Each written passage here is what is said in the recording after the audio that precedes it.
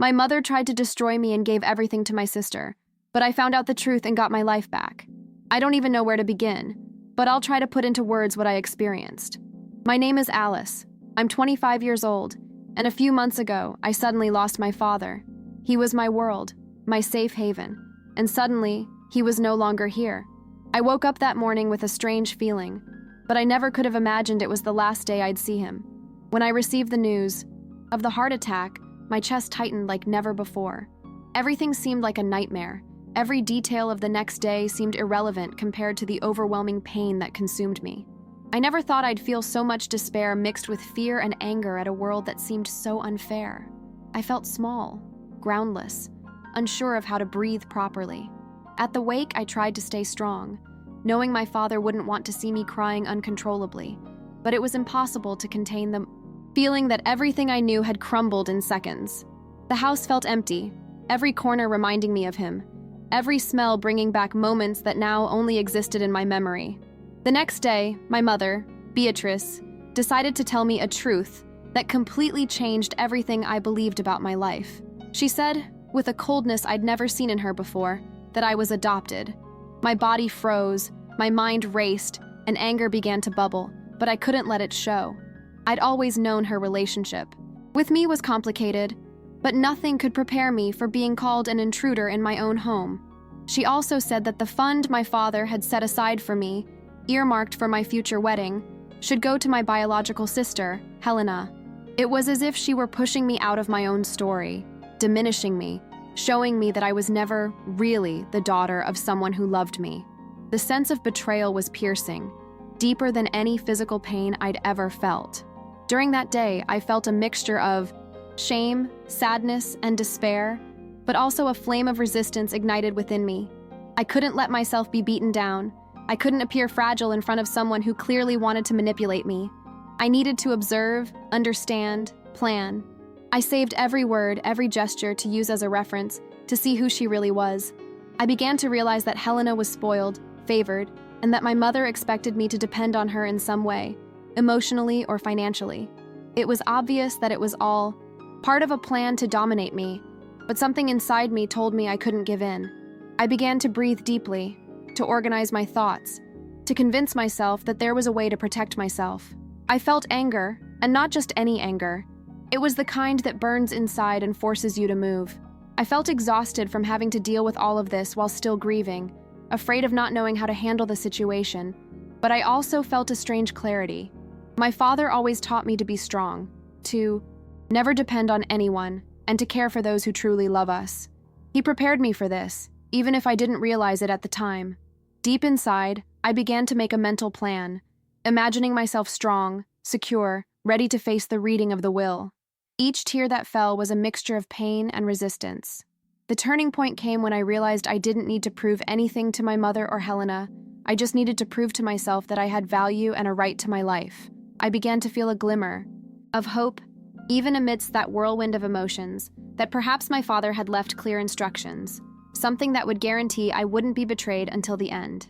The idea of having a concrete goal at that moment, however small, gave me the strength to breathe better, to look in the mirror and recognize that there was still someone inside me who wouldn't let herself be destroyed.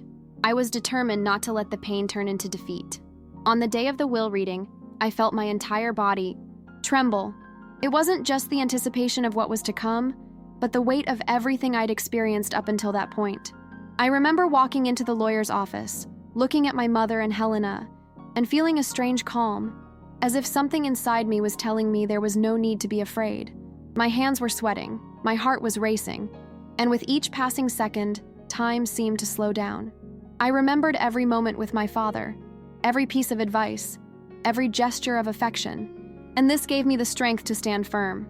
As the lawyer began reading the will, I felt as if every word were directed at me, as if my father were there, holding my hand, protecting me from everything. He had made it clear that all the financial assets, the house, and the wedding fund would be mine. Each sentence filled me with relief and a kind of quiet triumph. The anger at my mother's coldness began to mix with a sense of justice. It was as if all her manipulative planning had been undone by my father's precision, and I could finally breathe without fear of being driven from what was rightfully and lovingly mine. In the letter my father left, he wrote something that changed everything for me. That blood doesn't define family, and that what truly matters is love, care, and dedication. I cried like never before, but it wasn't just sadness. It was the feeling of being recognized, validated, that all my effort, my pain, and my resilience had been understood and honored. For the first time since his death, I felt I wasn't alone. Raphael, my fiancé, was by my side, holding my hand, reminding me that I didn't have to face this alone, and that gave me a strength I didn't know I had within me. When I saw the looks of shock and frustration on my mother and Helena's faces, I felt a strange mix of relief and empowerment. It wasn't about revenge, it was about survival and justice. I realized I could finally take charge of my life, my choices, and my place without feeling guilty or inadequate. A sense of autonomy began to fill my chest, and I understood that the pain of the past no longer needed to dictate my future. For the first time in days, I took a deep breath and felt true hope. After the reading, I returned home with Raphael, and, for the first time, I felt I could begin to organize my life without rushing, but with determination. I put the house up for rent, planned my future, and began to think through each step in a practical and strategic way. The feeling of control and clarity was liberating. I realized that overcoming was not simply accepting what had happened, but using it as momentum to build something better.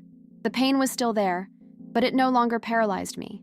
I could finally look to the future with confidence, knowing that my father loved me and that my worth depended on no one but myself. In the days that followed, I felt a mix of relief and exhaustion. I could finally breathe without feeling the crushing weight of my mother's manipulation, but I still felt a lot of tension and anger inside me.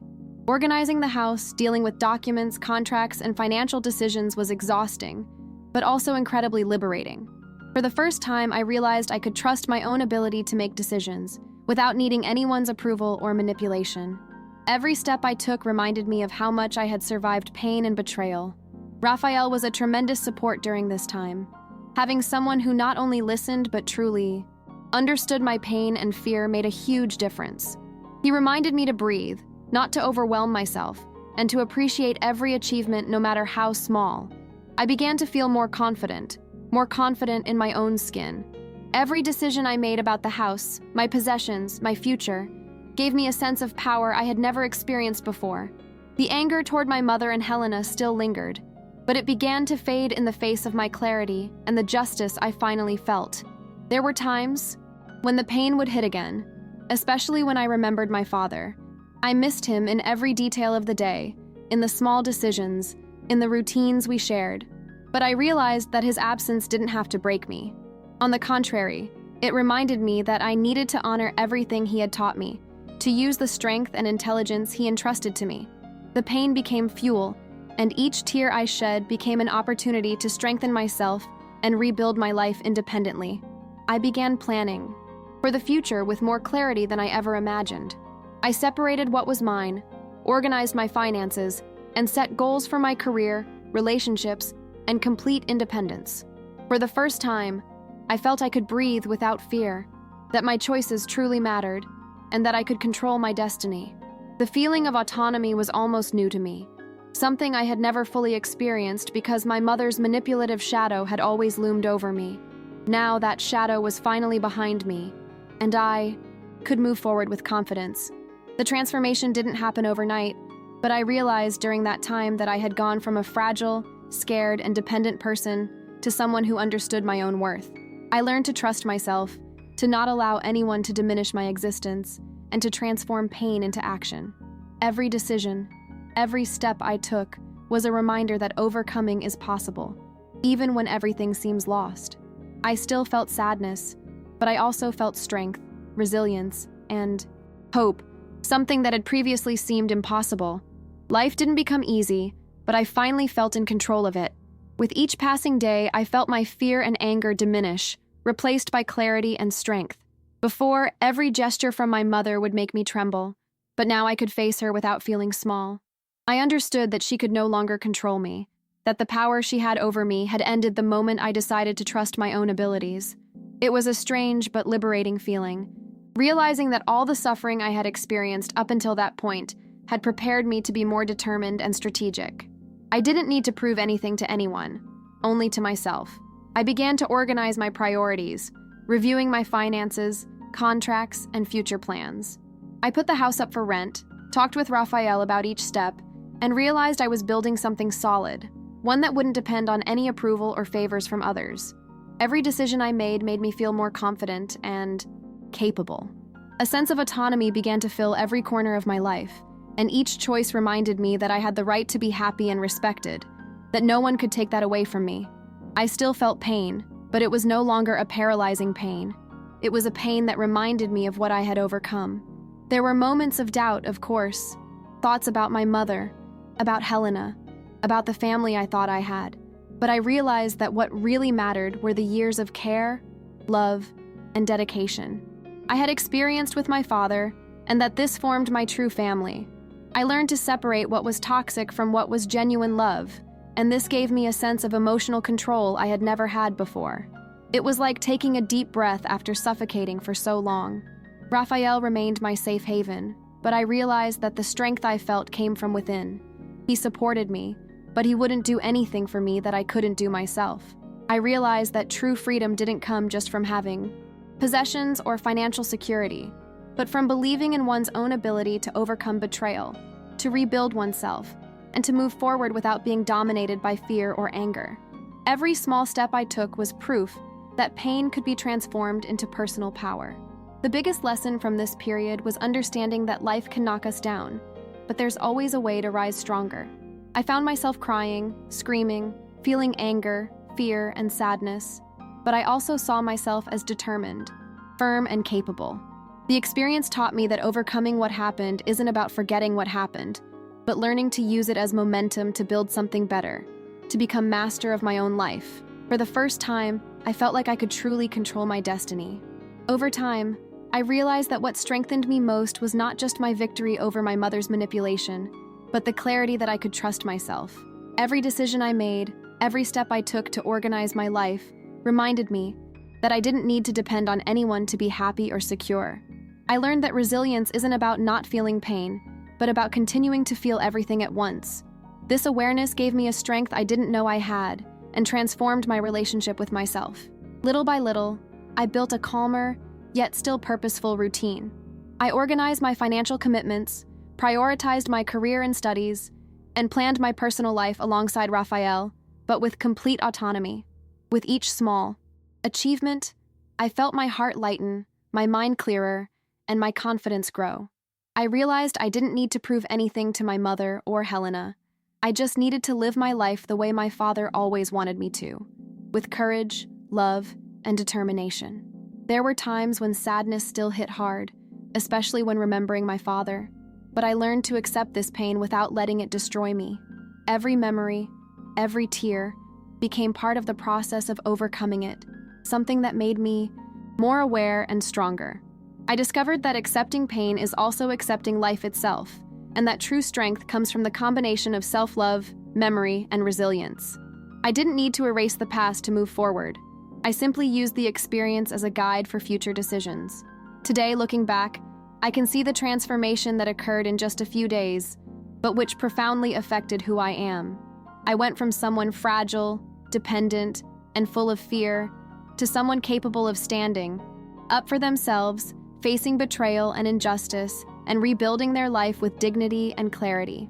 I learned that it is possible to transform pain into action, fear into courage, and anger into motivation. This experience changed my worldview and my own perspective forever. If I could leave a message for anyone going through moments of betrayal, pain, or loss, it would be this: life can knock us down, but within us lies an incredible strength that just needs to be discovered. It's not about forgetting or immediately forgiving those who hurt you, but about understanding that you deserve to live fully, make your own decisions, and carve out your place in the world. Overcoming grief means feeling everything, but not letting it paralyze you. It's about fighting for yourself, even when no one else believes it's possible. I did it, and I know you can too.